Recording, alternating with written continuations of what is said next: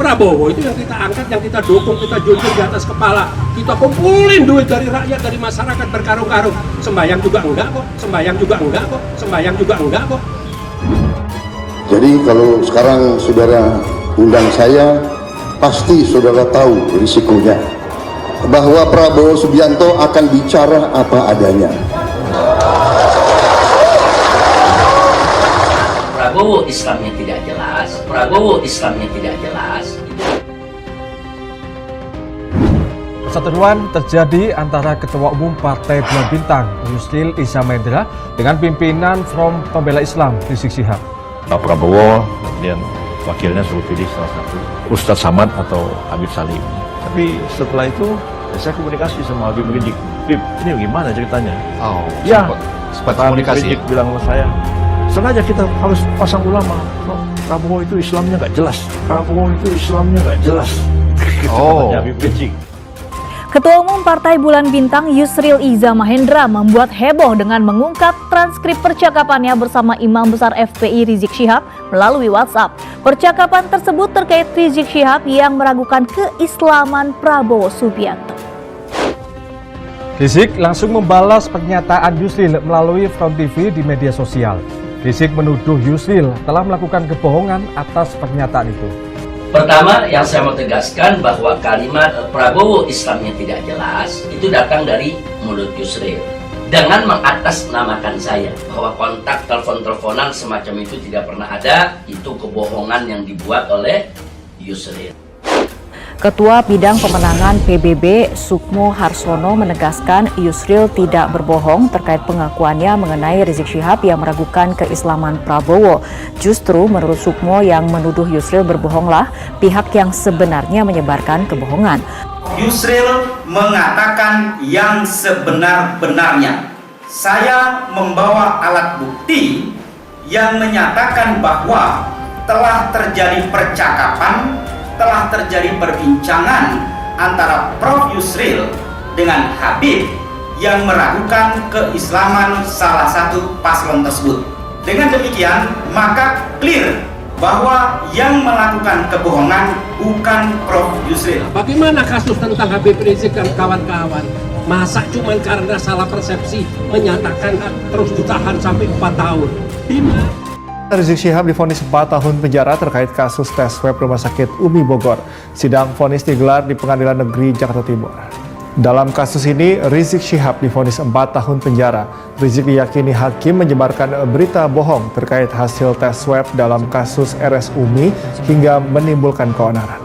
Menjatuhkan pidana kepada terdakwa oleh karena itu dengan pidana penjara selama 4 tahun. Prabowo itu yang kita angkat, yang kita dukung, kita junjung di atas kepala. Kenapa Prabowo bisa masuk kabinet sekarang? Kita harus bersatu kembali menjadi Indonesia, negeri Pancasila yang mempersatukan kita semuanya. Oleh karena itu, saya mengajak Pak Prabowo Subianto untuk bersama-sama membangun negara ini. Kita boleh bangga bahwa kita sudah berada di jalan benar. We are on the right track. Karena itu, dengan suara-suara yang ingin memperkeruh keadaan itu tidak perlu dihiraukan. Jangan mau terpengaruh. Apa yang dibuat kepada negara ini? Nol besar. Mari kita semua sekarang kembali rukun kembali. Saya yakin beliau adalah patriot yang menginginkan negara kita makin kuat, makin maju, dan makin adil dan makmur. Kita ingin adanya pergantian presiden karena kita menganggap presiden kurang layak untuk mensejahterakan rakyat, untuk berbuat pada negara. Presiden Joko Widodo sedang bekerja dengan all out, dengan habis-habisan. Dan selalu yang menjadi dasar pemikiran beliau adalah keselamatan rakyat yang paling miskin dan rakyat yang paling lemah. Saya pun sebagai Menteri Pertahanan, saya telah menghadap Presiden Republik Indonesia dan saya pernah menawarkan, Bapak Presiden, kalau perlu anggaran pertahanan kita alihkan untuk mendukung pemberantasan COVID-19 ini. Beliau menerima tawaran saya, tapi beliau mengatakan tunggu dulu, kita masih mampu. Tapi demikianlah, yang paling utama kita adalah kepentingan rakyat, keselamatan rakyat, kesejahteraan rakyat. Bagaimana dengan yang namanya Haji Munawar? Salah apa Haji Munawar? Haji Muhammad itu adalah tim suksesnya Prabowo. Berarti Prabowo teroris. Ya, saya mengutuk semua bentuk radikalisme, semua bentuk terorisme, semua bentuk kekerasan, dan harus kita cegah. Dan namanya aksi-aksi seperti ini liar, tidak boleh ada di Indonesia. Ini harusnya.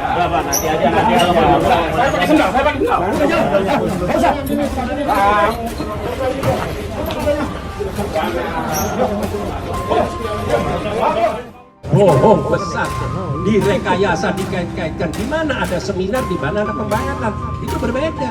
Saya tidak melihat ada rekayasa, saya tidak melihat. Sejumlah tokoh mendeklarasikan Majelis Penderitaan Rakyat yang disingkat MPR. Deklarasi yang dilaksanakan di kawasan Keramat Jati, Jakarta Timur ini muncul karena menganggap banyak aturan pemerintah yang kerap berubah-ubah dan tidak berpihak kepada rakyat.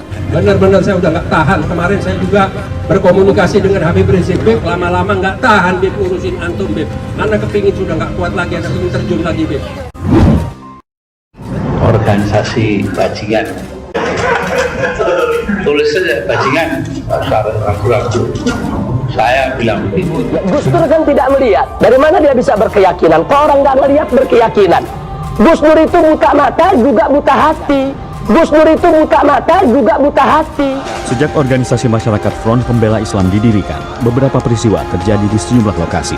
Pada awal Juni 2008, FPI melakukan pembubaran paksa demonstrasi Aliansi Kebangsaan untuk Kebebasan Beragama dan Berkeyakinan. Mereka menolak hadirnya Ahmadiyah yang dianggap sesat. Aksi kekerasan dan perusakan fasilitas umum pun terjadi.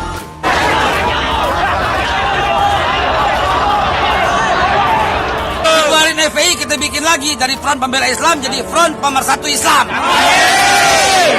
Disingkat FPI lagi. Majelis Penderitaan Rakyat itu adalah sudah sesuatu tanda-tanda.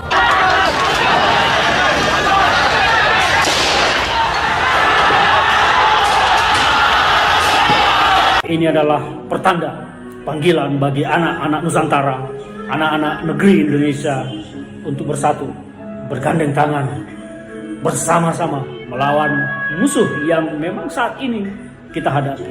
Intoleransi, radikalisme. Kalau kita bicara toleransi, saya paling maaf ya, paling jijik bicara toleransi. Toleransi apa? Apakah pribumi harus habis dihanguskan? Kita habaib warga negara Indonesia, keturunan Yaman, Hadramut, jangan bikin galau di NKRI. Mau marah habaib yang lain terserah. Jangan mengganggu persatuan dan kesatuan yang ada di wilayah Jakarta.